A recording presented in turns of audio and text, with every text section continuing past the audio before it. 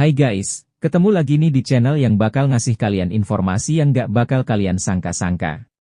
Hari ini kita bakal pergi ke negeri ginseng nih, yap kita bakal kasih info tentang Korea.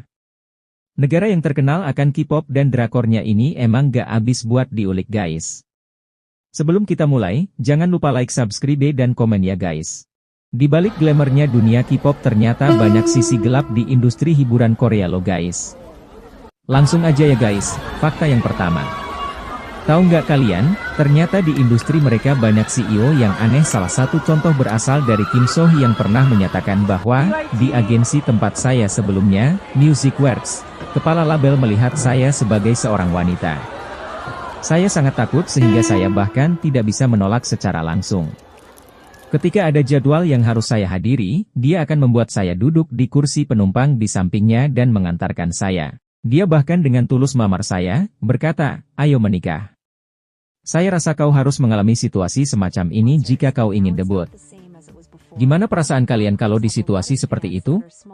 Next, yang kedua, ternyata persaingan di dunia hiburan Korea sangat keras guys. Salah satunya karena kebanyakan perusahaan membuat trainee-nya saling bersaing. Kalian tahu bagaimana acara survival seringkali mengeluarkan sisi terburuk dari semua orang? Ya, hal itu juga terjadi pada banyak trainee. Kecuali jika itu adalah perusahaan yang sangat kecil dengan sedikit trainee. Sebagian besar trainee akan dibagi menjadi 2 atau lebih tim yang bersaing untuk debut.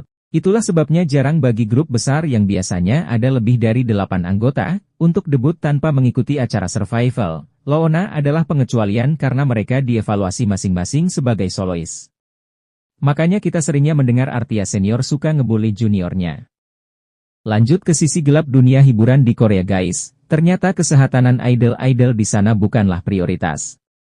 Tentu saja, perusahaan mengatakan bahwa mereka ingin semua idolnya selalu dalam kondisi prima, tetapi sepertinya semua hanya basa-basi saja ya. Mereka sebenarnya membahayakan kesehatan trainee dan idola dengan memaksa mereka menjalani diet untuk memenuhi persyaratan berat badan yang ideal. Trainee sebenarnya menjalani pemeriksaan bulanan untuk menentukan tinggi badan, berat badan, dan BMI, dan mereka harus menurunkan atau menjaga berat badan mereka dari situ. Ada juga contoh yang lebih ekstrim, seperti SM yang mempercepat infus Hangeng dan TS yang memaksa BAP tampil saat sangat sakit dan terluka.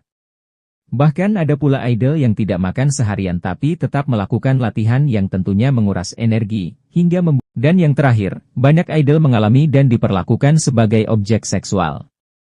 Sebagai contoh, reporter Kim Yo-sung pernah mengatakan, "Saya secara pribadi bertemu seorang pengusaha yang menerima tawaran untuk mensponsori." Dia mengatakan bahwa dia menerima daftar bintang wanita yang termasuk grup-grup perempuan. Saya sendiri melihat daftarnya dan terkejut. Daftar tersebut mencantumkan berbagai tingkat, level, dan harga di samping nama mereka. Orang-orang yang banyak dikenal berada di tingkat atas, sementara tingkat bawah mencakup anggota-anggota yang kurang populer dari grup-grup perempuan terkenal. Ketika mereka hamil, mereka akan selalu menanganinya, yaitu melakukan aborsi di luar negeri. Juga, biaya terpisah untuk termasuk di dalamnya. Bagian terburuk dari semua ini adalah bahwa sebagian besar pria dan wanita yang melakukan hal-hal mengerikan ini tidak menerima hukuman yang pantas mereka terima.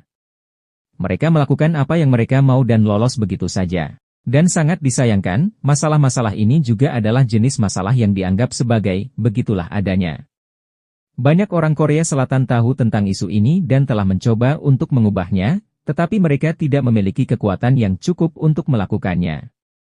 Sepertinya dunia hiburan Korea benar-benar menyangkut hiburan dalam artian dengan tanda petik ya guys, ngeri banget ya. Sebenarnya masih banyak rumor gelap di dunia hiburan Korea, seperti prostitusi, hubungan sejenis, aborsi, kecanduan obat, dan banyak lagi guys. Tapi kita bakal bahas di lain video, jadi jangan lupa untuk like, subscribe dan komen ya guys. Sampai jumpa dan salam cerdas.